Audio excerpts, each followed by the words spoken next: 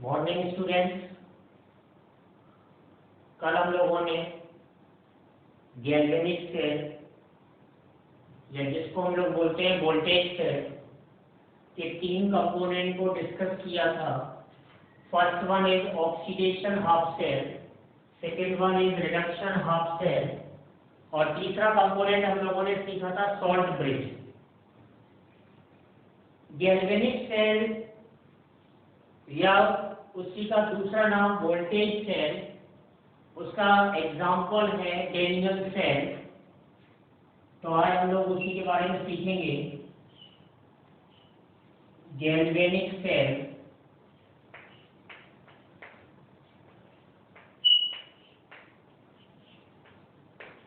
Voltage cell,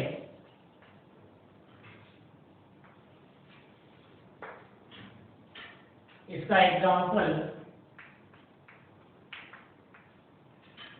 example होता है Daniel cell.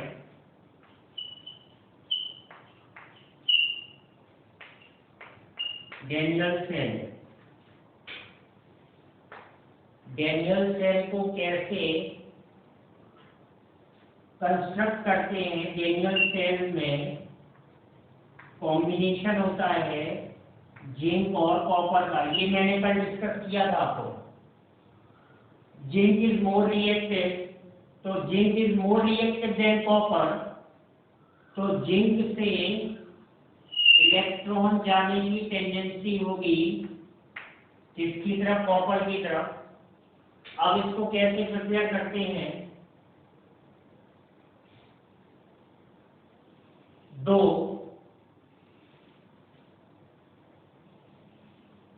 Container इस तरह से यूज करते हैं।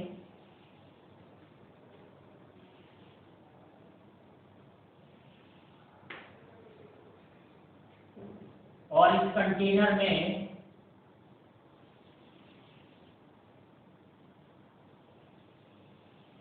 जिंक की रॉड को,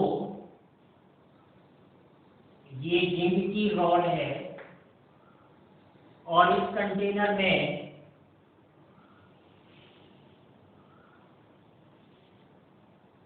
कॉपर रॉड को,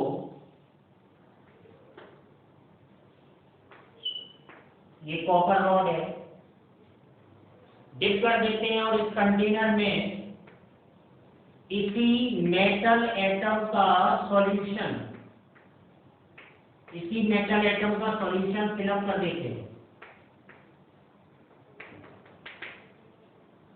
सिमिलरली इस कंटेनर में कॉपर मेटल एटम सॉल्ट का सॉल्यूशन फिल कर देते हैं।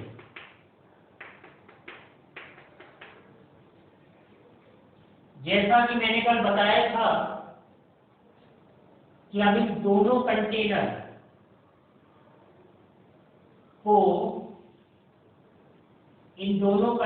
को कनेक्ट कर दूंगा मैं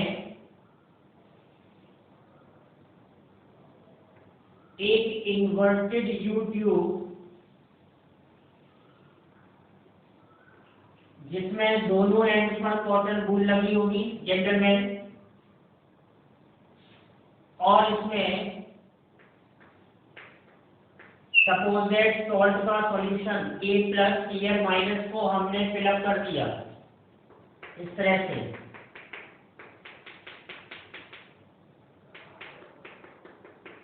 हम लोगों ने कल डिस्कस किया था कि ये सॉल्ट ब्रिज दोनों हाफ सेल को कनेक्ट करेगा थ्रू द इंटरनल सर्किट। तो ये इंटरनल सर्किट के थ्रू इसको कंप्लीट कर रहा है। इसको हम लोग बोलते हैं सॉल्ट ब्रिज, शॉर्ट में SB। और इन दोनों रॉड को एक मेटल वायर के थ्रू मैंने कनेक्ट कर दिया। एक बात को बहुत ही ध्यान से याद रखना है कि मैंने आपको कल बताया था कि मेटल वायर को डायरेक्ट में सॉल्यूशन में नहीं रखूंगा, क्योंकि जो सॉलिड होता है उसमें कंडक्टिविटी फ्री इलेक्ट्रॉन्स की वजह से जनरेट होती है जेंटलमैन, और जो सॉल्यूशन होते हैं उनमें कंडक्टिविटी आयंस की वजह से जनरेट होती है। तो ये मेटल वायर के थ्रू हम इन रॉड को कनेक्ट करेंगे और इन दोनों कंटेनर को इंटरनल सर्किट के थ्रू हम सॉल्ट ब्रिज से कनेक्ट करने वाले हैं। अब होगा क्या कि zinc is more reactive than copper, तो जिंक की रॉड से इलेक्ट्रॉन कॉपर की रॉड पर जाएंगे। जब कॉपर की रॉड पर इलेक्ट्रॉन पहुंचेंगे तो ये रॉड नेगेटिवली चार्ज हो जाएगी। जब ये रॉड नेगेटिवली चार्ज हो जाएगी तो इस सॉल्यूशन में ये कॉपर आयन पड़े हुए हैं। सिमिलरली इस सॉल्यूशन में जिंक आयन है। अब जब इलेक्ट्रॉन यहां से जिंक से कॉपर की तरफ जा रहे हैं तो यहाँ पे जिंक इलेक्ट्रॉन का लॉस कर रहा है सेंटर में, और जिंक इलेक्ट्रॉन का लॉस कर रहा है तो जिंक आयन इस सॉल्यूशन में इंक्रीज कर रहे हैं। तो जिंक आयन इस सॉल्यूशन में इंक्रीज करेंगे तो इस जिंक रॉड का जो मास है वो क्या कर जाएगा, डिक्रीज कर जाएगा। Mass of zinc rod decreases, ये डिक्रीज का साइन है। जिंक रॉड का मास डिक्रीज हो जाएगा और सॉल्यूशन में, दूसरा पॉइंट में लिख रहा हूं, सॉल्यूशन में इसका आयन का प्रेजेंट, जेंटलमैन बहुत ध्यान से समझें कि जिंक का ऑक्सीडेशन हो रहा है, इलेक्ट्रॉन का रिमूवल। तो जिंक जब ऑक्सीडाइज होगा तो Zn+2 में कन्वर्ट होगा। यहाँ पे Zn+2 आयन का concentration, Zn+2 ion concentration increase कर जाएगा। जिंक आयन कॉन्सेंट्रेशन क्या कर जाएगा, इंक्रीज कर जाएगा। अब यहाँ पर ये नेगेटिवली चार्ज हो गई ये रॉड, और देखेंगे सेल के पॉइंट ऑफ व्यू से अगर मैं देखूंगा, सेल वाइज अगर मैं देखूंगा तो ये रॉड पॉजिटिवली चार्ज हो गई, इलेक्ट्रॉन निकल गए, और ये रॉड नेगेटिवली चार्ज हो गई। तो ये कॉपर आयन यहाँ पे सॉल्यूशन में पड़े हुए हैं, यहाँ पर ये जिंक आयन है। तो ये कॉपर आयन इस रॉड पर ड्यू टू द इलेक्ट्रॉन ये प्लस और ये माइनस, तो ड्यू टू द इंटरेक्शन ये इस पर डिस्चार्ज होंगे, ये इस पर डिस्चार्ज होंगे। दूसरी भाषा में मैं बोल सकता हूं कि ये copper ion in the form of copper यहाँ पर डिपोजिट होंगे। तो यहाँ पर पहला पॉइंट क्या बनने वाला है जेंटलमैन, के mass of copper rod increases, ये साइन इंक्रीज का है, कई बार बता चुका हूं मैं, और concentration of copper ion, concentration of copper ion, जिसको मैं इस तरह से रिप्रेजेंट कर रहा हूं, decreases. Concentration of copper ion क्या करेंगे, डिक्रीज करेंगे। यहां पर जिंक की रॉड, ये जिंक की रॉड का जो मास है वो क्या हो रहा है, डिक्रीज हो रहा, और कॉपर की रॉड का मास क्या हो रहा है, इंक्रीज हो रहा। अब यहाँ पर आप देखोगे ये जो पॉजिटिव आयन है इनका कॉन्सेंट्रेशन इंक्रीज हो रहा, यहाँ पे पॉजिटिव आयन का कॉन्सेंट्रेशन क्या हो रहा, डिक्रीज हो रहा। तो यहाँ पर ये जो KCl भरा हुआ है सॉल्ट ब्रिज में, जिसमें एक कैटायन है और एक एनायन है। मैंने आपको बताया था कि कैटायन और एनायन जो भी आपने सॉल्ट ब्रिज में लिया है, दोनों की कंडक्टिविटी लगभग सेम होनी चाहिए और हाई होनी चाहिए। कंडक्टिविटी ज्यादा होगी तो करंट भी ज्यादा प्रोड्यूस होगी। करंट भी ज्यादा प्रोड्यूस हो जाएगी। तो यहाँ पे कॉन्सेंट्रेशन ऑफ कॉपर आयन क्या कर रहा है, डिक्रीज कर रहा है, और यहाँ पे कॉन्सेंट्रेशन ऑफ जिंक आयन क्या कर रहा है, इंक्रीज कर रहा है। अब देखो अगर मैं इसको बैटरी वाइज लूं, तो ये सपोज है बैटरी की मैं बात करूं, this one is positive terminal, this one is negative terminal.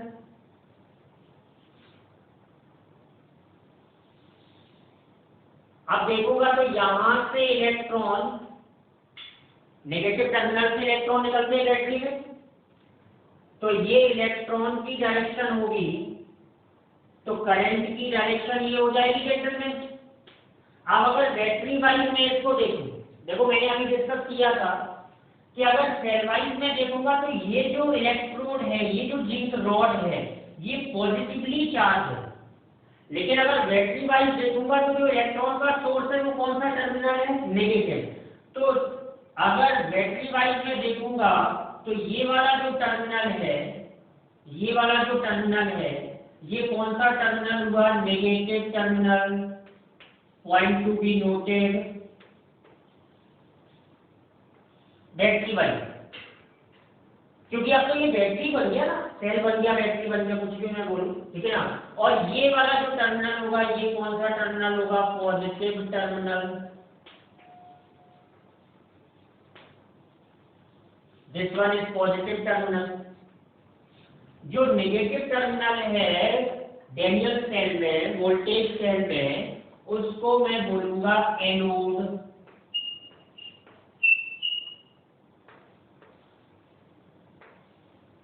और इसको बोलने वाला हूं cathode.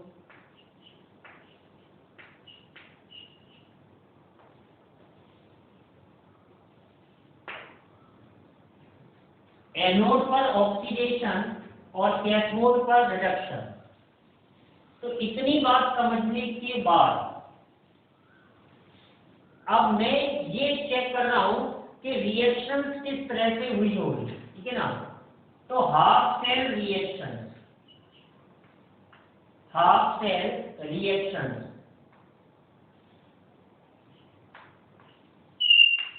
Half cell reactions.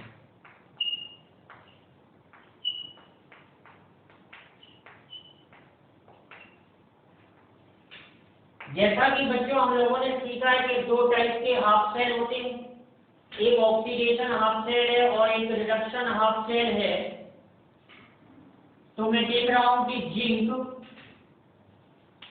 Solid phase से एक्वस फेज में जा रहा है और दो इलेक्ट्रॉन का लॉस कर रहा है। ये दो इलेक्ट्रॉन का लॉस कर रहा है, तो तय बात है कि ये जो प्रोसेस है ये ऑक्सीडेशन है।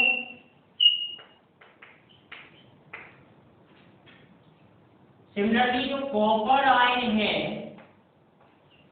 जो सॉल्यूशन में पड़ा हुआ था, उसने इलेक्ट्रॉन को गेन किया और कॉपर सॉलिड में कन्वर्ट हो रहा है, in the form of copper deposit हो रहा है। मैं ये भी बात बोल सकता हूं। तो यहां पर ये गेन ऑफ इलेक्ट्रॉन है, तो डेफिनेटली ये प्रोसेस रिडक्शन होने वाली है।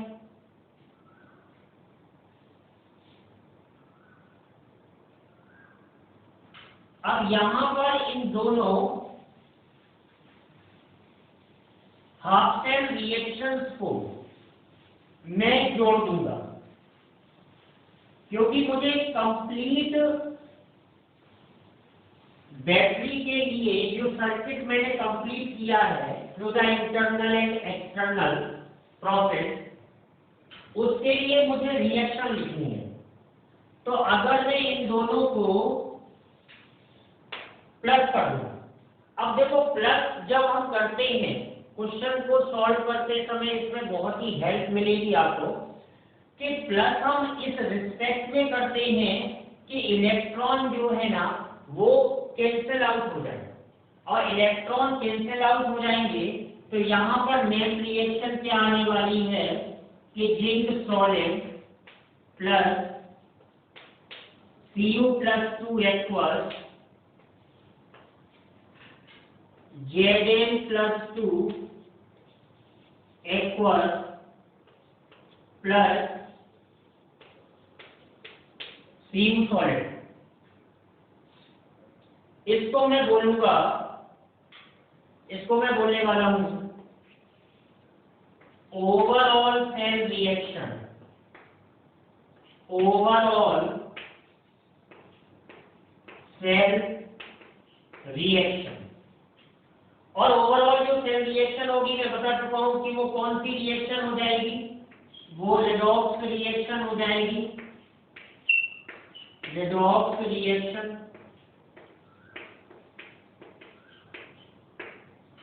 अब खास बात ये है कि यहाँ पर मुझे ये देखना कि ये ऑक्सीडेशन था और ये रिडक्शन था।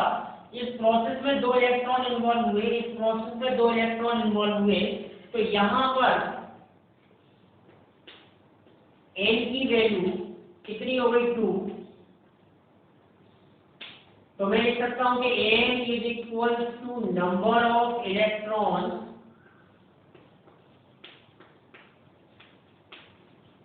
इन्वॉल्व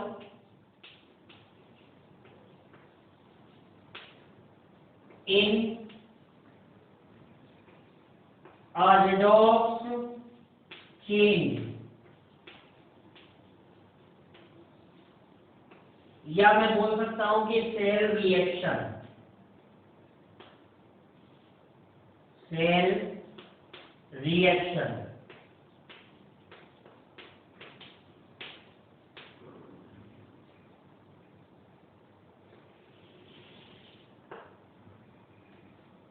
तो यहां पर ये सेल रिएक्शन को रिप्रेजेंट कर रही है। अब यहां पर ये सॉलिड फेज है और ये एक्वस है, ये एक्वस फेज है और ये सॉलिड है। तो ध्यान हमें ये रखना है, मैंने बताया था स्टैंडर्ड स्टेट में।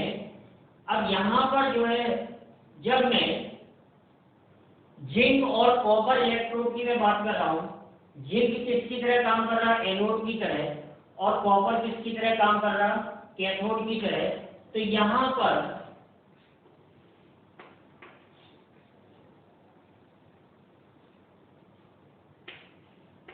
जिंक को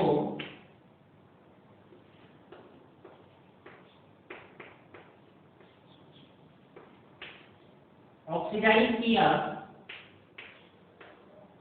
तो इस सेल के लिए मैं क्या लिखने वाला हूं, देखो ये क्या हो रहा है, ऑक्सीडेशन। तो इस सेल के लिए मैं क्या लिखने वाला हूं, E0 जिंक Zn+2 बताया था, ये वर्टिकल लाइन है, तो फेज डिफरेंस को रिप्रेजेंट करेंगे। और इसी को मैं क्या बोलने वाला हूं, SOP स्टैंडर्ड ऑक्सीडेशन पोटेंशियल। और ये किस पे हो रही प्रोसेस, मैंने अभी डायग्राम में बताया था, ये एनोड है, ठीक है ना, ये एनोड है, नेगेटिव टर्मिनल है। तो ये जो प्रोसेस है SOP किसका, एनोड का। इतनी बात आपको समझ में आनी चाहिए। सरल सी चर्चा हो रही है। हम लोगों ने डेंजन सेल का कंस्ट्रक्शन किया और एक एक करके सारे कॉन्सेप्ट को सीखने की कोशिश कर रहे हैं। सेल रिएक्शन मैंने लिखी, सेल रिएक्शन कैसे लिखनी है। सिमिलरली कॉपर के लिए अगर मैं देखूंगा तो कॉपर आयन Cu+2 इलेक्ट्रॉन का गेन करके कॉपर सॉलिड में डिपोजिट हो रहा है। इसके लिए E0 को मैं लिखने वाला हूं Cu+2 Cu, और ये रिडक्शन हो रहा है, तो इसको मैं बोलूंगा SRP स्टैंडर्ड रिडक्शन पोटेंशियल। किसका, कैथोड का। बहुत ध्यान से मेरी बात सुनना, मैं क्या कहना चाहता हूं, इस बात को बहुत ही ध्यान से सुनना कि मैंने SOP एनोड और SRP कैथोड को पहचाना। अभी मैंने ऑक्सीडेशन हाफ सेल और रिडक्शन हाफ सेल को, दोनों को मैंने जोड़ दिया था। तो जब मैंने दोनों को जोड़ दिया था तो नेट सेल रिएक्शन आ गई, तो वही मैं लिखने वाला हूं। जब मैंने दोनों को जोड़ा, तो जब दोनों को जोड़ूंगा तो ई नॉट सेल क्या बनने वाला है, SOP anode plus SRT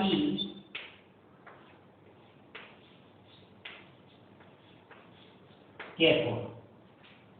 SOP anode plus SRT cathode.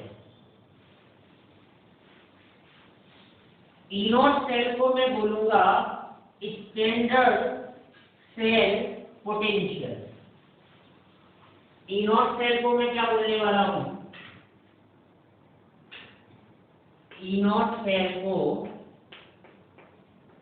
मैं क्या बोलने वाला हूं, standard cell potential. Standard cell potential. अगर मैं स्टैंडर्ड कंडीशन नहीं ले रहा हूं, मैंने डिस्कस किया था, ये तो स्टैंडर्ड सेल पोटेंशियल हो गया। अगर मैं स्टैंडर्ड कंडीशन नहीं ले रहा हूं तो मैं ई सेल बोलूंगा, तो उसको मैं बोलूंगा सेल पोटेंशियल। Cell potential. अब सेल पोटेंशियल को मैं कैसे डिफाइन करने वाला हूं, सेल पोटेंशियल।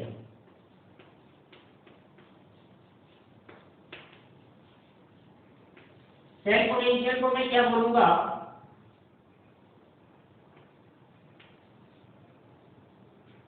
कि it is a potential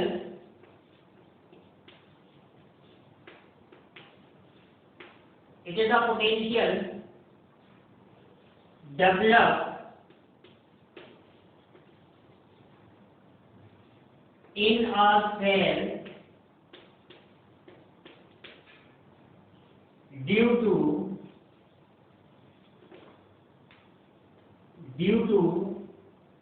the difference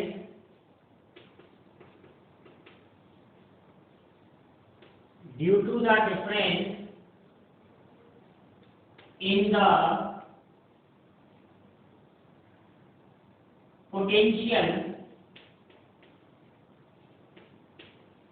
potential of half cells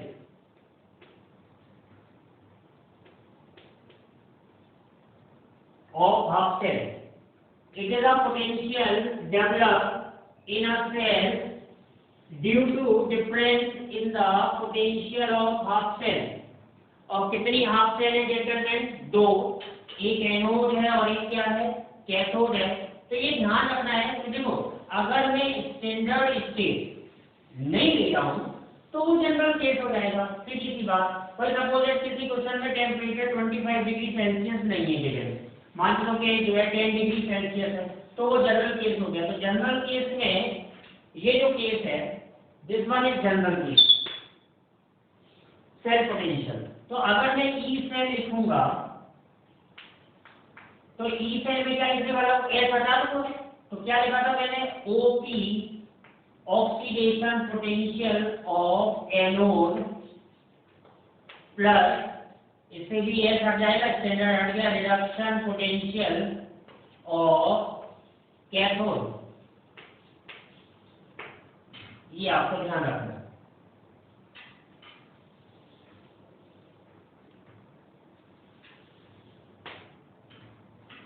इसको थोड़ा सा मैं और क्लियर कर दूं,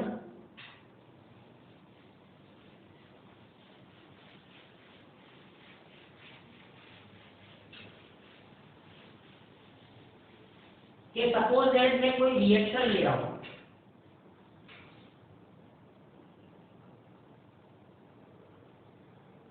मैं कोई रिएक्शन ले रहा हूं कि लेट अस कंसीडर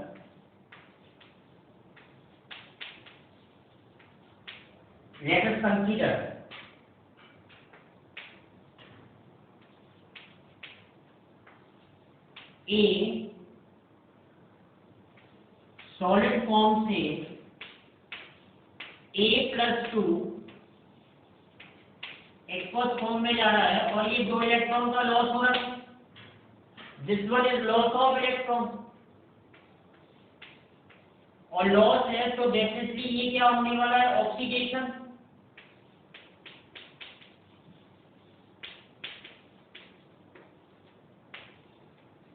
तो इस सेल के लिए, अरे भाई ये हाफ सेल हो गया ना, छोटे छोटे क्वेश्चन हमेशा तैयार करना सीखो। यहाँ पर क्या हो रहा, ऑक्सीडेशन हो रहा, तो ये कौन सा सेल हो गया भाई, ये ऑक्सीडेशन हाफ सेल हो गया।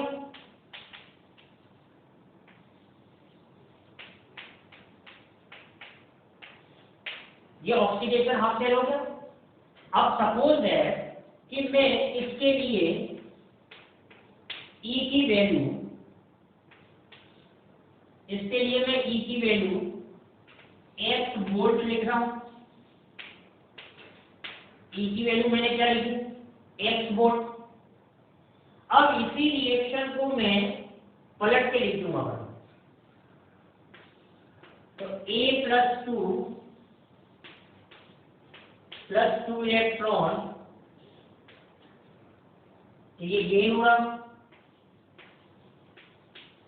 क्या बनने वाला है, A solid.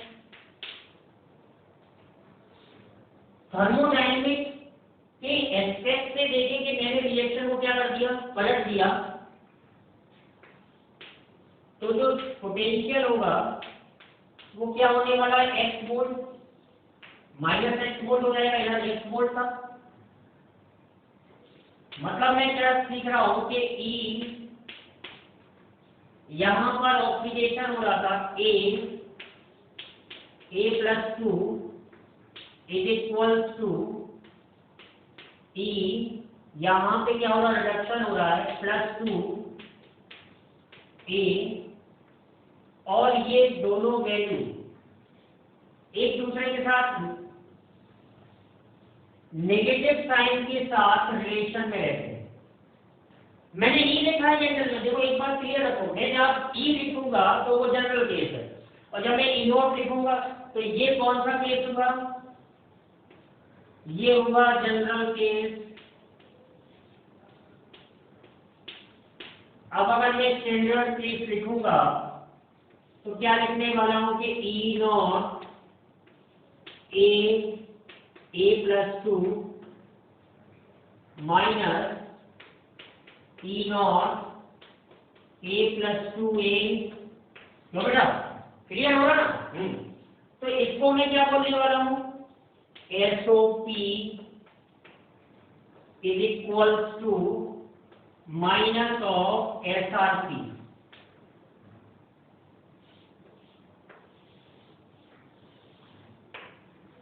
Minus of SRP।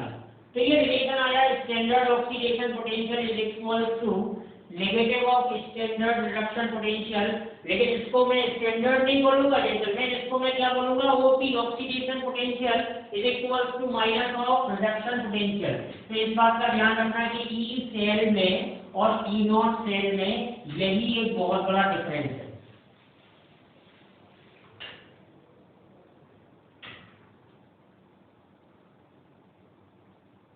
तो अभी हम लोगों ने डेनियल सेल के लिए ई नॉट सेल का रिलेशन देखा। अब इसका वहां पे थोड़ा सा हम लोग यूज कर रहे हैं। यूज कैसे कर रहे हैं बताता हूं मैं आपको, देखो।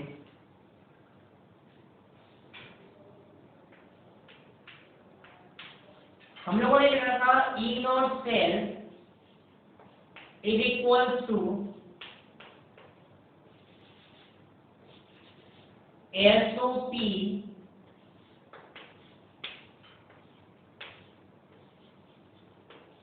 एनोड प्लस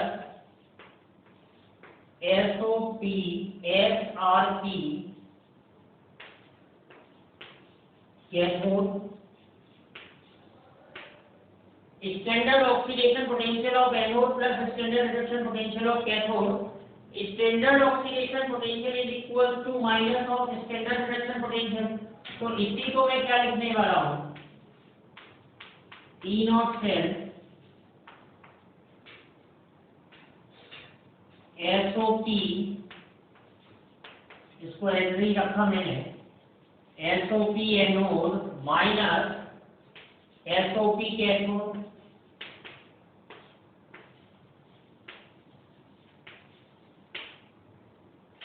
इसी को मैं कैसे लिख सकता हूं, E naught cell is equals to SRT cathode minus SRT anode. ये फॉर्मूले हैं, हालांकि बेसिकली इन फॉर्मूलों पे ज्यादा दिमाग नहीं लगाना है।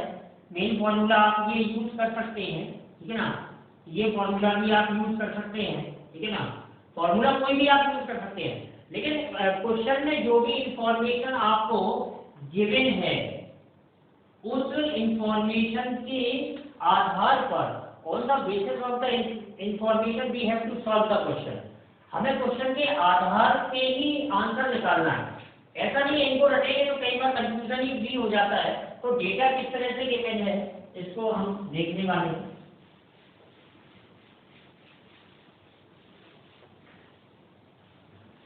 अच्छा, अगर यहाँ पे ई रहता तो ये भी ध्यान रखें कि ये एस हट जाएगा, केवल क्या आ जाएगा, रिडक्शन पोटेंशियल।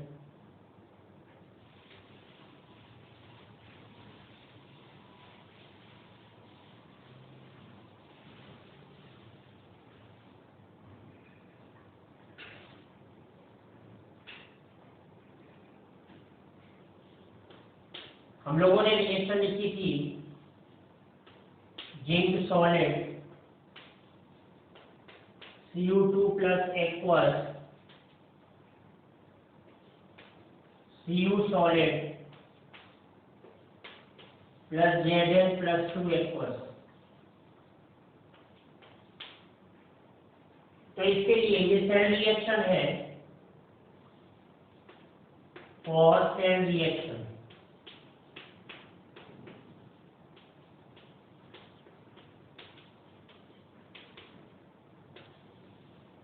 इस सेल रिएक्शन के लिए मैं Q लिखने वाला हूं।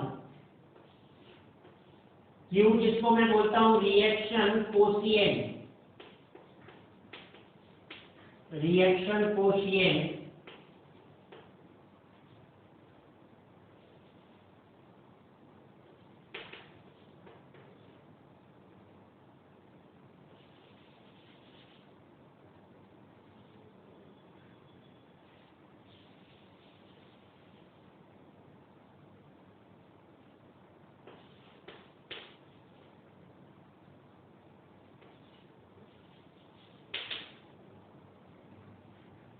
Reaction quotient.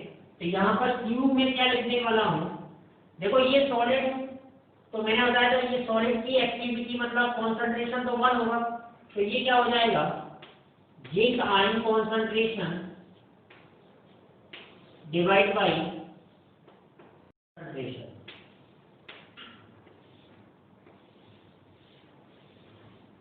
मतलब मैं बोल सकता हूँ कि concentration which are present on right hand side internet divide by concentration which are present on left hand side, या मैं बोल सकता हूँ कि it is the ratio of concentration।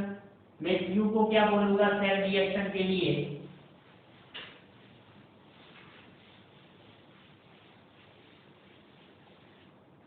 Q को मैं क्या बोलने वाला हूँ, ध्यान रखना है कि activity of solid is taken 1,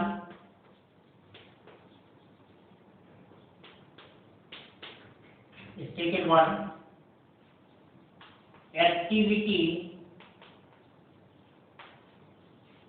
of aqueous is taken as molar concentration, as molar concentration और मोलर कॉन्सेंट्रेशन मुझे किसमें लेना है, मोलर मतलब मोल पर मीटर।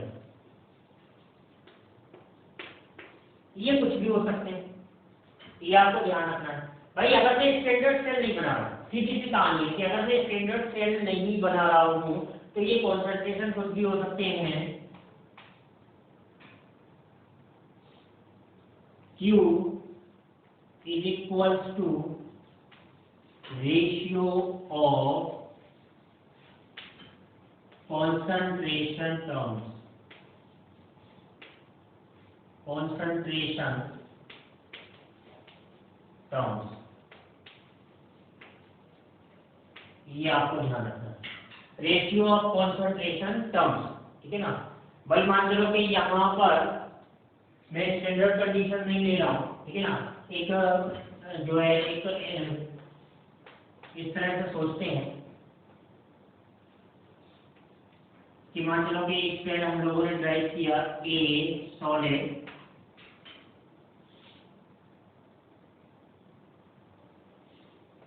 से A+3, ए सॉलिड से A+3, इसको ऐसे नहीं लिखा,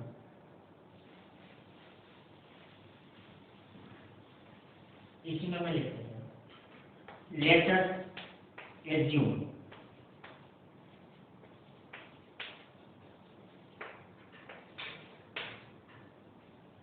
मैं एज्यूम कर रहा हूँ zinc ion concentration 0.01 molar and copper ion concentration 0.1 molar. तो ये क्या होने वाला है, Q इज इक्वल्स टू, फॉर्मूले में रखेंगे तो 0.01 डिवाइड बाई 0.1, इसको ऐसे भी लिख सकता हूँ।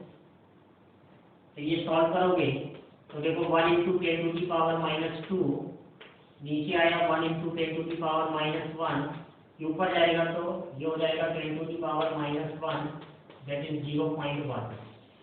तो रिएक्शन कोएफिशिएंट की वैल्यू मैं निकाल सकता हूँ। अगर कॉन्सेंट्रेशन टर्म्स पता है तो रिएक्शन कोएफिशिएंट की वैल्यू मैं निकाल सकता हूँ, ध्यान रखना। लेकिन अगर कॉन्सेंट्रेशन टर्म्स 1 मोलर है, that condition should be standard. वो कंडीशन किसकी हो जाएगी प्यारे बच्चों, स्टैंडर्ड कंडीशन हो जाएगी। जैसे मान चलो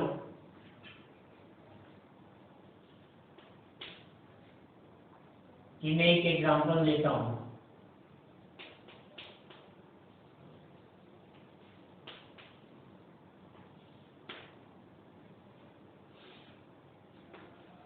ए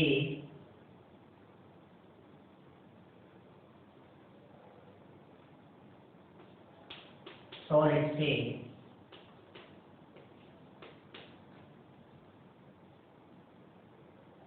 A+3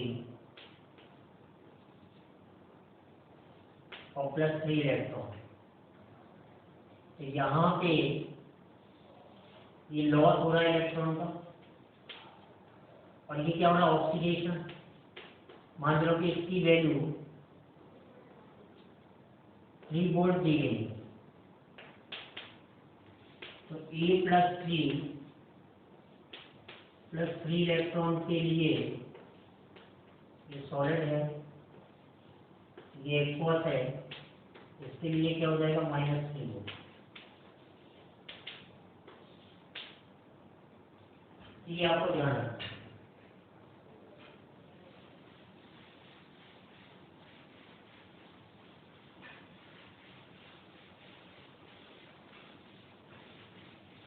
तो E0 सेल हम लोग निकाल सकते हैं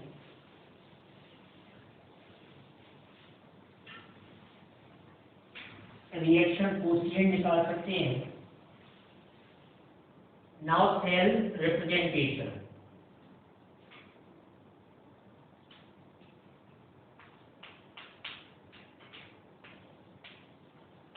सेल रिप्रेजेंटेशन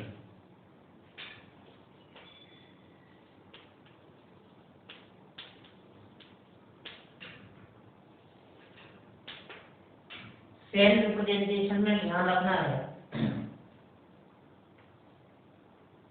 मैं लिख रहा हूं ए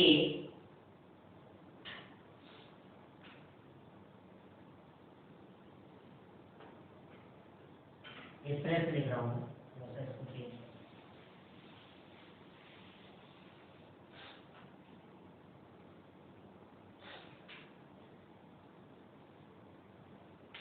L R A C O, ध्यान रखना है, R, और बीच में ऐसे दो वर्टिकल लाइन को रिप्रेजेंट करना है जनरल में। एल का मतलब यहाँ पर लेफ्ट हैंड इलेक्ट्रोड, आर का मतलब यहाँ पर है right hand electrode. Left hand side भी बोल सकता हूँ, राइट हैंड साइड भी बोल सकता हूँ, लेफ्ट हैंड हाफ साइड बोल सकता हूँ, राइट हैंड हाफ साइड बोल सकता हूँ, एज कन्वीनियंट, जैसा भी आपको आसान लगे। ए का मतलब यहाँ एनोड है और सी का मतलब यहाँ कैथोड है, ओ का मतलब यहाँ पे ऑक्सीडेशन से है और आर का मतलब रिडक्शन से है। मैं बता दूं,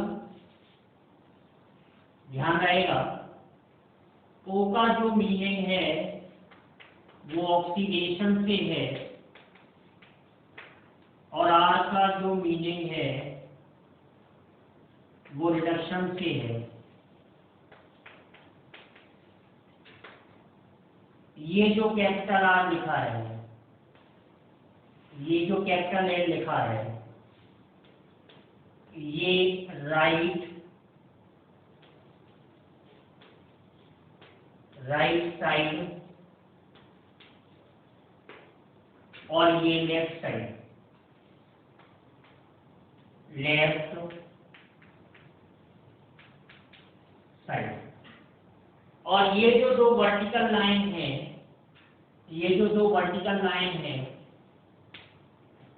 ये सॉल्ट ब्रिज को रिप्रेजेंट करती है, सॉल्ट ब्रिज।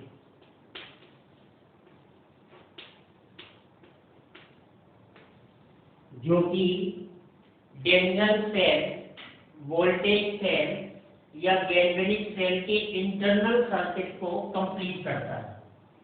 मैंने डेंगल सेल का कंस्ट्रक्शन किया और सेल रिएक्शन को लिखा, तो उस सेल रिएक्शन को मैं कैसे यहाँ पर रिप्रेजेंट कर सकता हूँ।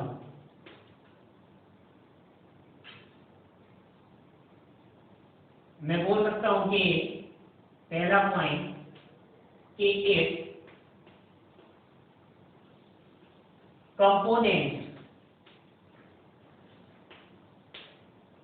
are in same phase,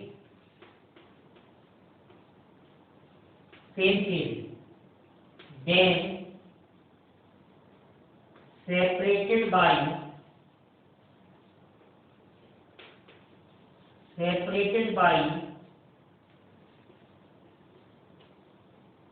comma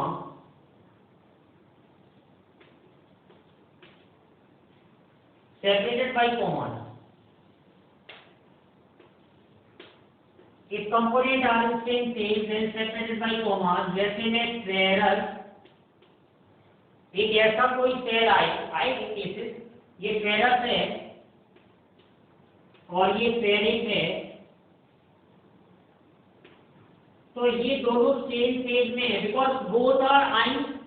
gentleman, remember one point, if ions are given, तो आपको ये कंसीडर करके ही चलना है कि वो एक्वस फेज ही होगी, तो दोनों की फेज क्या है, एक्वस है, ये ध्यान रखना है। Both are in aqueous phase. मैं क्लियर कर दूं, फेज मतलब सॉलिड, लिक्विड या गैस, इसको बताने की जरूरत नहीं है, ये नॉर्मल सा पॉइंट है। लेकिन अगर डिफरेंट फेज है, ठीक है ना, both are in aqueous phase, इसी का मैं दूसरा पॉइंट लिख रहा हूं कि if component if components are present in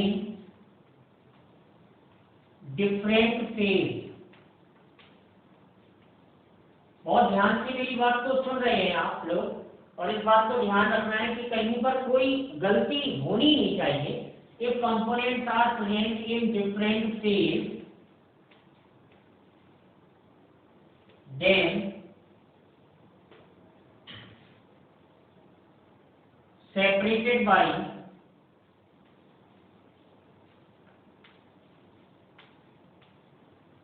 single vertical line,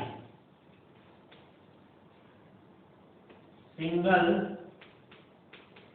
vertical line,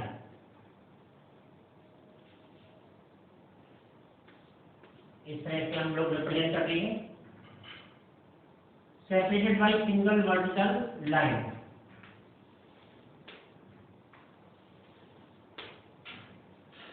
तीसरा पॉइंट क्या ध्यान रखेंगे कि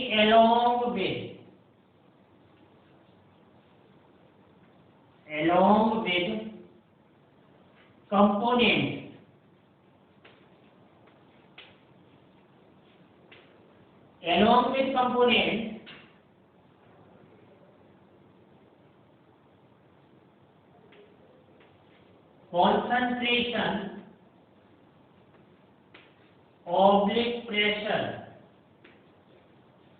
concentration oblique pressure may be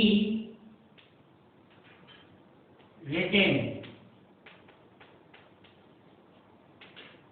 अगर गैसियस फेज में है तो मैं प्रेशर को लिख सकता हूं, कंपल्सरी नहीं है, मे बी रिटेन। और अगर एक्वस फेज में है तो मैं कॉन्सेंट्रेशन को लिख सकता हूं मोल पर लीटर में, ठीक है ना। सेम फेज में है तो कॉमा का यूज करूंगा, और अगर जो है डिफरेंट फेज में है तो सिंगल वर्टिकल लाइन का यूज करूंगा। और for salt bread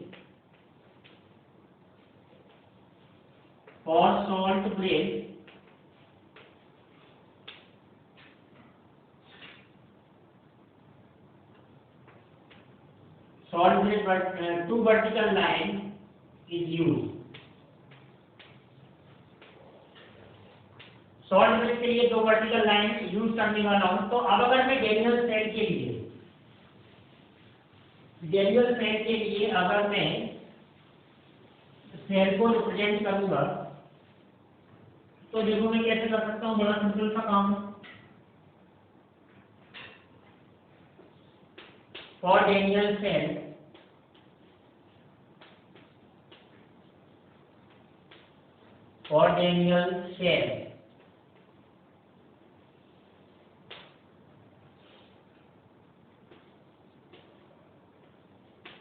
zinc solid phase में vertical line, zinc ion aqueous, now 2 vertical line, Cu plus 2 aqueous, vertical line, Cu solid। तो ये एनोड हुआ,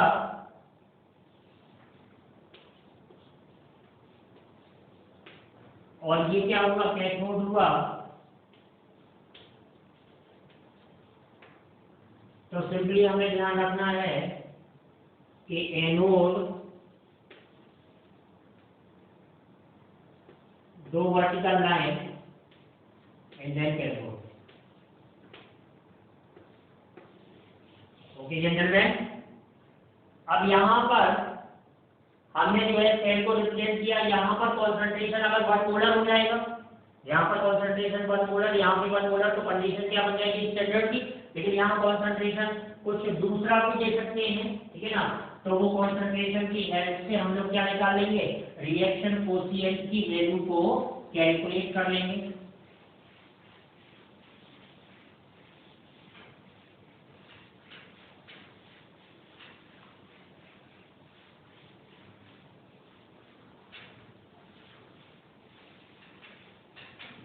एक बात ध्यान रखनी है, ठीक है ना, कि डेनियल सेल में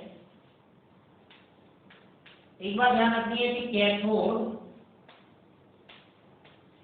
हम लोगों ने फॉर्मूला किया था ना अभी कि standard reduction potential of cathode minus standard reduction potential of anode. तो कैथोड में, कैथोड जो होगा डेनियल सेल में, कैथोड का मतलब आपको ध्यान रखना है कि higher value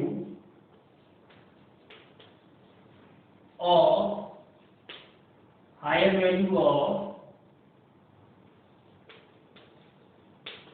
standard reduction potential. Standard reduction potential की वैल्यू जिसके लिए हाई होगी उसी के लिए आप कैथोड बनाने वाले हैं, उसी का कैथोड बनाएंगे।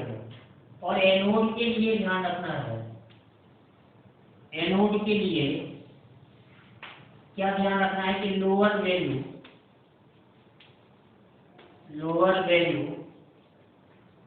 ऑफ SR2, जिसके लिए रिडक्शन पोटेंशियल की वैल्यू क्या है, लोअर है, उसके लिए मैं एनोड बनाने वाला हूं। जैसे मान लो कि हम लोगों ने अभी एग्जांपल किया कि जिंक प्लस कॉपर, ये कपल मैंने बनाया डेनियल सेल का। यहाँ पे मैंने कल आपको एक इंफॉर्मेशन दी थी कि जिंक का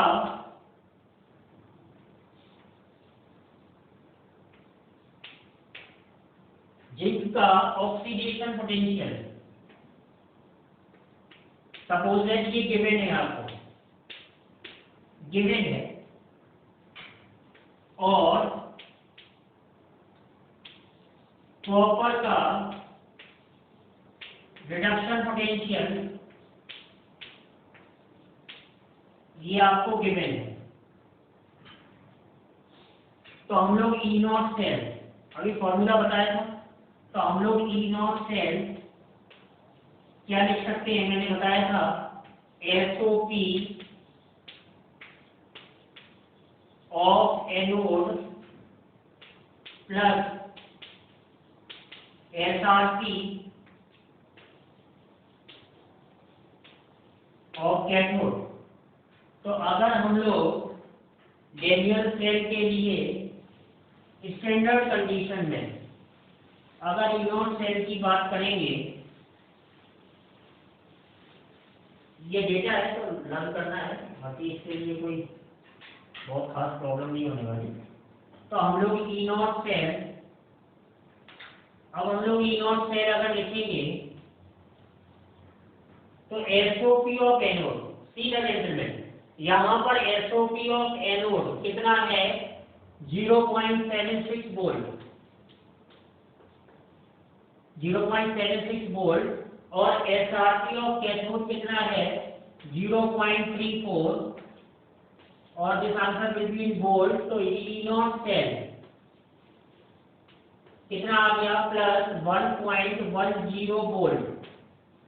तो ये हम लोगों ने डेनियल सेल के लिए, मतलब अभी ध्यान रखना है, फिर अगर कैलकुलेशन नहीं आएगी तो मैं करके दिखा दूंगा, ठीक है ना। अभी ये आपको ध्यान रखना है कि स्टैंडर्ड क्या बोलेंगे, standard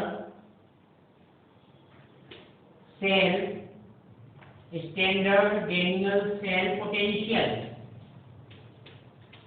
standard Daniell cell potential.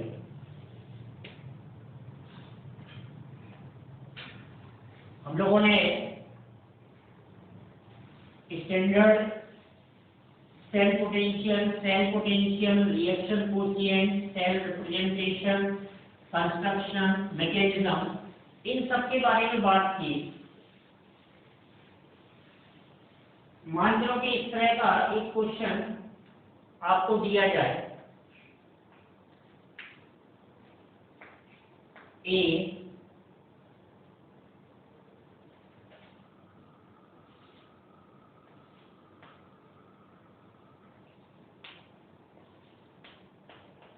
A plus 3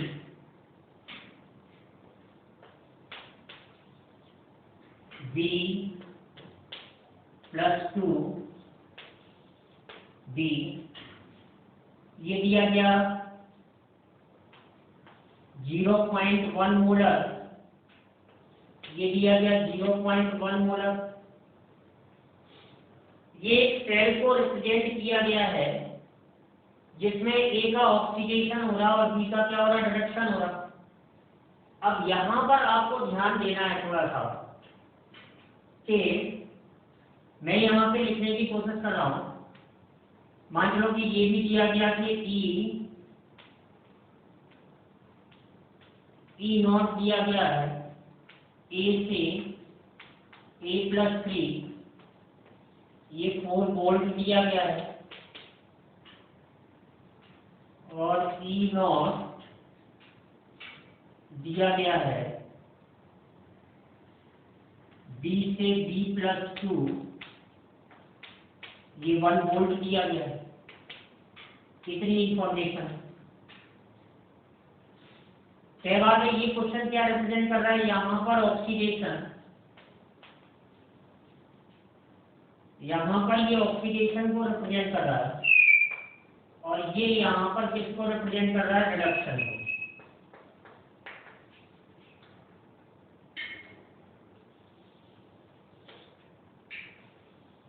ये यहाँ पे रिडक्शन को रिप्रेजेंट कर रहा है। तो पहला काम हम ये कर रहे हैं कि सेल रिएक्शन की कोशिश कर रहे हैं लिखने की। सेल रिएक्शन, अब सेल रिएक्शन का मतलब तो ये होगा कि 2 हाफ सेल हैं, क्यों जेंटलमैन, तो 2 हाफ सेल हैं, तो 2 हाफ सेल मतलब एक हाफ सेल पे क्या हो रहा, ऑक्सीडेशन, और दूसरे हाफ सेल पे क्या हो रहा, रिडक्शन। तो एक हो जाएगी ऑक्सीडेशन रिएक्शन और एक हो जाएगी रिडक्शन रिएक्शन।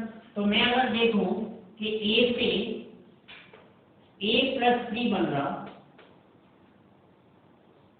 और कितने इलेक्ट्रॉन का लॉस हो जाएगा, 3 इलेक्ट्रॉन का। ये क्या होगा, ऑक्सीडेशन, ये ऑक्सीडेशन हुआ, है ना। अगर मैं रिडक्शन को देखूं तो रिडक्शन में क्या होगा कि B+2, यहां से निकला, और क्या बचने वाला है B, यहाँ पे गेन ऑफ इलेक्ट्रॉन होगा, तो ये रिडक्शन होगा। अब मैंने आपको सिखाया कि ऑक्सीडेशन हाफ सेल रिएक्शन को और रिडक्शन हाफ सेल रिएक्शन को दोनों को मुझे जोड़ना है, जेंटलमैन, क्लियर। तो अगर मुझे दोनों को जोड़ना है तो मैंने आपको बताया था कि इस तरह से कन्वर्ट करना है कि जो इलेक्ट्रॉन है वो इक्वल हो जाए और कैंसिल हो जाए। तो यहाँ पे देखो 3 इलेक्ट्रॉन है और यहाँ पर 2 इलेक्ट्रॉन है, तो इस इक्वेशन को मैं 2 से मल्टीप्लाई कर दूं, और इस इक्वेशन को मैं अगर 3 से मल्टीप्लाई कर दूं, तो ये इक्वेशन में नेट रिएक्शन, मैं नेट सेल रिएक्शन लिख रहा हूँ। आपको अगर परेशानी हो तो पूछ लेना। मैं नेट सेल रिएक्शन लिखने जा रहा हूँ। मैंने 2 से इधर मल्टीप्लाई किया तो मैं लिख रहा हूँ 2A, इधर 3 से मल्टीप्लाई हुआ तो 3B+2, ये तो कैंसिल आउट हो जाएंगे इलेक्ट्रॉन, ये तो कैंसिल आउट हो जाएंगे, और इधर क्या बना 3B+2, इधर बना 2A3+ और 3B, ये इक्वेशन आई। अब आप देखेंगे कि ये नेट सेल रिएक्शन हो गई। तो चाहे इस प्रोसेस को आप देखें और चाहे मैं इस प्रोसेस को चेक करूं, जेंटलमैन, मैंने आपको एक कॉन्सेप्ट बताया था एन का। चाहे मैं इस प्रोसेस को देखूं और चाहे मैं बी वाली प्रोसेस को देखूं, मतलब ये ऑक्सीडेशन है और ये रिडक्शन है, तो आप चेक कर पा रहे होंगे कि एन की जो वैल्यू है वो 6 है। यस, पहला सेल रिएक्शन, दूसरी कैलकुलेशन की आपने एन की वैल्यू कितनी है, 6, और मैंने आपको क्या बताया था कि n is equal to number of electron involve in redox, जिसको आप बोल रहे हैं सेल रिएक्शन।